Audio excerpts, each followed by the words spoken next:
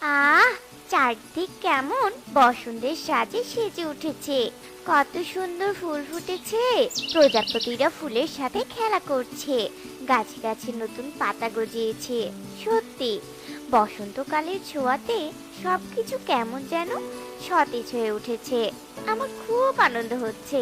ইস, এ সময় যদি কোকিল দিদির মিষ্টি কণ্ঠ, সুমধুর গান শুনতে পারতাম, কতই না ভালো হতো।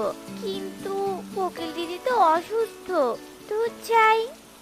ও বাবা, এ তো দেখছি বুড়ানি হাঁস। কতদিন ধরে হাঁসের মাংস খাই না, আজ মজা করে খাবো।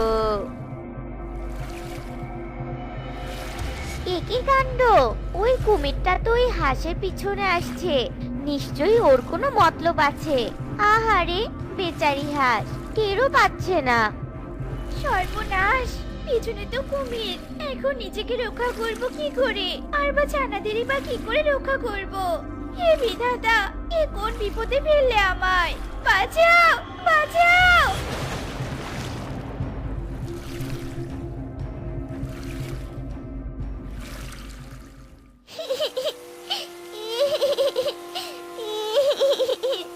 কাঁদিস না ছানা, কাঁদিস না।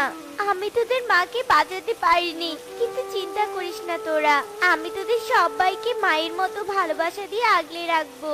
আজ থেকে তোরা আমার সন্তান। তোদের খুব খিদে পেয়েছে তাই না রে? দাঁড়া, আমি খাবারের ব্যবস্থা করছি।